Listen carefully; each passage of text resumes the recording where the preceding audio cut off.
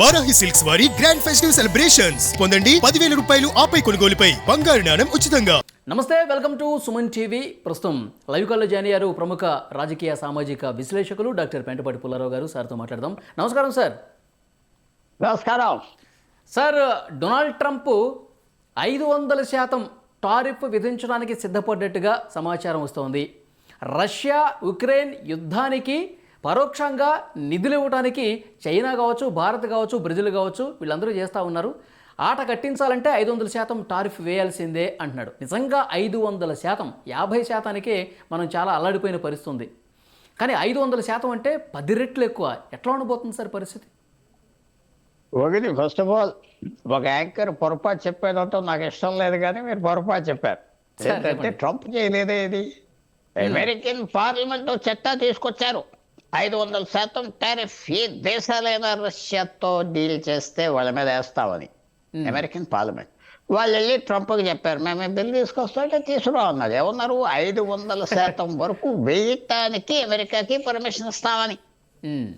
అమెరికాలో పెద్ద కేసు కూడా జరుగుతుంది. ప్రెసిడెంట్ ఆయన ఇష్టం వచ్చినట్టుగా టారిఫ్ వేయటం కరెక్ట్ కాదు, వాళ్ళ పార్లమెంటే చేయాలని. సో ఇవన్నీ ట్రంప్ మీరు తీసుకొస్తే చట్టం నా దగ్గర పెట్టుకుంటా. ఒకటి. రెండు, భారతదేశం మీద కాదే ఇది. రెండో తప్పు యాంకర్ గారు చెప్పారని నేను చెప్తున్నాను. ఏంటి, ఇది భారతదేశం మీద కాదే.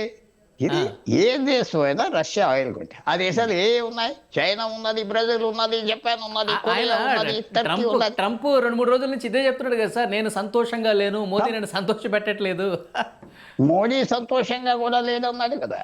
భారతదేశం ట్రంప్ అర్థం చేసుకున్నది ఏంటంటే, భారతదేశం అంత సింపుల్ పీపుల్ కాదు, భారతీయులు అర్థం చేసుకోండి. ఆయనకి భారతీయులతో టచ్ ఉన్నది. ప్రెసిడెంట్ అయ్యే వరకు అమెరికా ఒక్కసారే బయటికి వెళ్ళాడు, 2 సార్లు బయటికి వెళ్ళాడు. ఆయన అమెరికా వదిలేసి ఎప్పుడు వెళ్ళాడు బయటికి. ఆయనకి ఏం తెలుసు?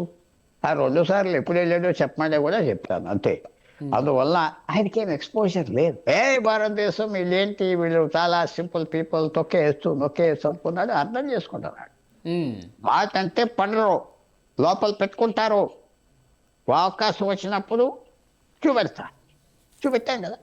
నరేంద్ర మోడీ 2 మీటింగ్స్కి వెళ్ళలేదు, ట్రంప్ కలుస్తాడు. యునైటెడ్ నేషన్స్కి వెళ్ళలేదు, G7 మీటింగ్కి వెళ్ళలేదు, కలవటానికి ఒప్పుకోలేదు. అంతా తెలుసు ట్రంప్కి. ఆయన ఏం అనలేదే, నేను హ్యాపీగా లేను, పాపం మోడీ కూడా హ్యాపీగా లేడు అన్నాడు. ఆయనకు తెలిసింది ఏంటంటే, భారతదేశంతో విరోధం పెట్టుకున్నాడంటే దాదాపు 100 దేశాలతో పెట్టుకున్నారు లెక్క. ప్రపంచంలో ప్రతి 5వ వాడు భారతీయుడే కదా, తెలుసు. లొంగిపోరు, పట్టించుకోరు. బెదిరిపిది బెదిరప్ కాదు, చేస్తారు. ఎందుకంటే రష్యాను లొంగేయాలి, రష్యా ఆయిల్ లేకపోతే పడిపోతుంది. యుక్రెయిన్ అన్నిటికీ ఒప్పుకున్నది రష్యన్ కండిషన్స్కి. మేము భూమి అప్పచెప్పేస్తాం, నాటో జాయిన్ అవ్వం, నోరు మూసుకుని ఉంటాం, అన్నీ ఒప్పుకున్నారు. రష్యాకి ఆప్చేయట్లేదు కాబట్టి తీసుకొస్తాం. అదేం తప్పట్లేదు. కానీ తప్పెక్కడంటే భారతదేశం మీద పడిపోతుంది ట్రంప్ అన్నాడు అంటే అది కరెక్ట్ మాత్రం కాదు. ఇది ఒక లిమిటెడ్ స్కోప్. అయిన తర్వాత మూడో ప్రశ్న మీరు అడిగిన 500% టారిఫ్ వేస్తే వ్యాపారాలు ఉండవు ఇంకా ఆ దేశాల మధ్య. ప్రస్తుతం ఏ దేశాలతో అమెరికా వ్యాపారం లేదు అసలు. క్యూబాతో లేదు, వెనజువేలాతో లేదు, ఇరాన్తో లేదు, బ్యాన్. సో ఏదో బ్యాన్గా వస్తుంది కాబట్టి అంత డీప్గా దిగుతారా? 50-75% చేస్తూ 100%, ఇంక 50% కంటే ఎక్కువ పెంచితే ఇంక వ్యాపారమే ఉండదు. ఆ ఆలోచనలకు వస్తే చేసిన పెద్ద భారతదేశానికి నొప్పి ఏమున్నది? మన పెద్ద వ్యాపారం అమెరికాతో ఏమున్నది? కానీ అంతవరకు రాదు, ఎందుకంటే మన డిప్లొమసీ కేర్ఫుల్ గా చేస్తాం. చాలా మంది మోదీ గారు ఏం చేయబోతారు సార్? ఆయన ముందున్నటువంటి ఆప్షన్ ఏం చేయక్కర్లేదు. ఫస్ట్ ఏంటంటే తిరిగి మాట్లాడకూడదు, తిరిగి తిట్టకూడదు. ఏ దేశం అన్నా, ఏదో చిన్న దేశాలు అంటే మనం వార్నింగ్ ఇస్తాం, మాకు అది చెప్పాలి, మర్యాదపూర్వకంగా ఉండాలి. మాటలు తిరిగి వస్తాయి, వారి పెద్ద వాల్యూ అయిపోతాయి. మాట్లాడిపోవటం, నిశ్శబ్దమే జవాబు. చాలామంది మీరు నన్ను తిట్టారు, నేను తిట్టాను మిమ్మల్ని, అది కరెక్ట్ కాదు. నిశ్శబ్దమే భారతదేశం పెద్ద జవాబు. ఆ నిశ్శబ్దం వల్లే చైనా లొంగొచ్చింది, ఆ నిశ్శబ్దం వల్లే ఈవేళ అమెరికా కూడా దారిలోకి వస్తుంది, దారిలోకి మెల్లిగా వస్తుంది. టైం పడుతుంది, డీల్ చేస్తున్నారు. అది నేను ఒప్పుకుంటా. చాలా మంది తొందరపడతారు, కానీ చాలా కేర్ఫుల్గా మాట్లాడకుండా డీల్ చేస్తారు.